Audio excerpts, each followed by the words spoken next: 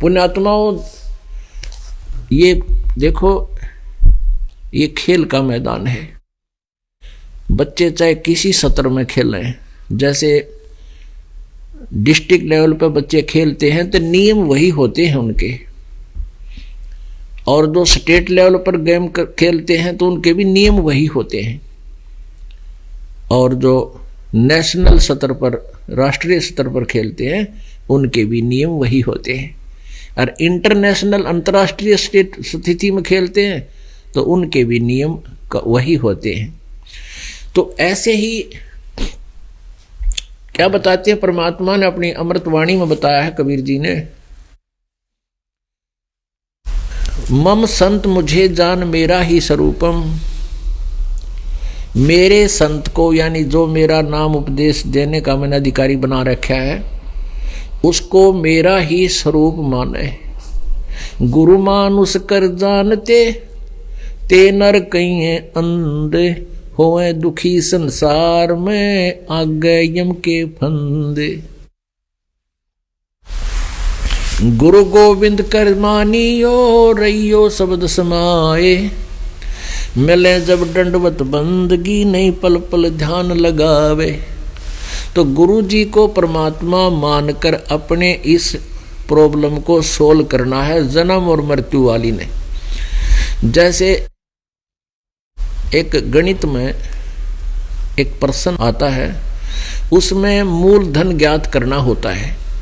उसके लिए सपोज करना पड़ता है, मान लो मूलधन 100 रुपये, और फिर वो 100 रुपये मूलधन मानने के बाद ही हम उस करोड़ों और अरबों के मूलधन को प्राप्त कर सकते हैं और अपना इक्वेशन, अपना ये प्रॉब्लम सोल्व कर सकते हैं।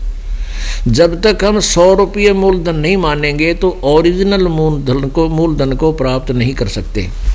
तो परमात्मा ने इसलिए बताया है कि आप जी वो 100 रुपये है, वो मूलधन नहीं था, वो ओरिजिनल मूलधन नहीं है, लेकिन उसके बिना वो मूलधन मिल नहीं सकता। तो गुरु जी को आप जी ने भगवान सपोज करना पड़ेगा। आपने ये मान करके ये गुरु जी नहीं, ये भगवान खड़े हैं। और पुण्यात्मा, जब आप भगवान के पास जाओगे तो आप जी कैसे व्यवहार करोगे, जो इस दास के साथ आप कर रहे हो, और वो व्यवहार भगवान को मान्य है या नहीं है, नहीं है तो वहां से रिजेक्ट हो जाओगे। और जो गुरु जी को आप परमात्मा रूप में मानकर और फिर उसके साथ जो बोलना, चलना, व्यवहार करना, निष्कपट भाव से बातें करना और उसके अंदर एक विशेष कसक बना कर रखना, तो यही एट इट इज भगवान से आप क्या होगा। तो यहाँ से जब जाओगे, जैसे आदमी दिन में रिहर्सल करता है, बातें करता है, ऐसी सपने में आवेंगी।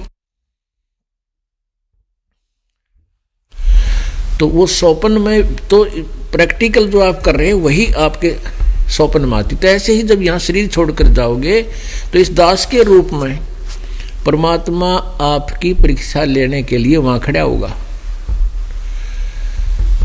फिर आप वहां भी वो अड्डपट मारोगे, यहाँ मारते थे, तो वहां से तुरंत ऑटोमेटिकली आपके पैरों के नीचे से स्लिप निकल जाएगा फट्टा, एकदम नीचे आओगे गद्दे ही। वो अलग बात है कि आपने पुण्य जो भक्ति कर रखी है वो अलग अलग मिल जाएंगे, को स्वर्ग में कितने धक्के खाते रहोगे, पार नहीं हो पाओगे। तो इसलिए हमने गुरुजी के साथ वो डीलिंग करनी चाहिए जो भगवान के साथ किया करते हैं, तब आप सफल होगे।